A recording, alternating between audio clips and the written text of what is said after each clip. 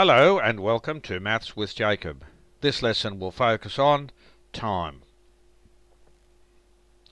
In simple terms, time is something which consists of a past, present and future.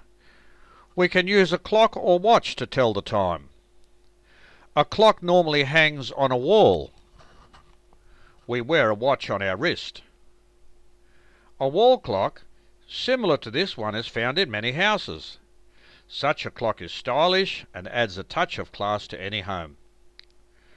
Wristwatches are beautiful accessories and are an essential item for anyone who has a significant dependence on punctuality or timetables of any description. Seconds. Seconds represent a very small period of time, and there are 60 seconds in a minute. Seconds are used in many areas in real life. Athletes who run the 100 metres and 200 metre races, for example, have their times shown in seconds. Minutes. A minute is made up of 60 seconds. A good swimmer is able to swim the 100 metre freestyle in about 1 minute. A world-class swimmer will cover this distance in just under 50 seconds. Hours. An hour is made up of 60 minutes.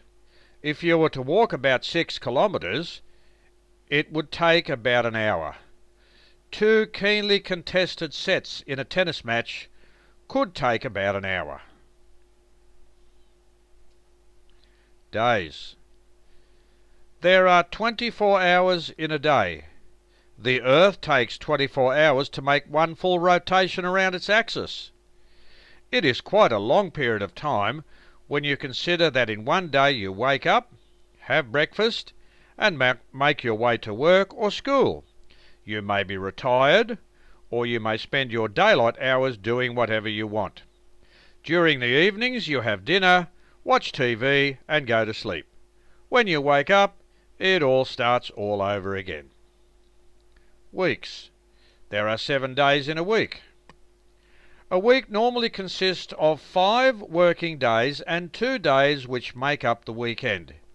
Here we relax and engage in enjoyable activities with our family and friends. Years.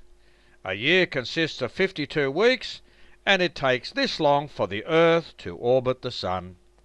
Birthdays are normally celebrated once every year.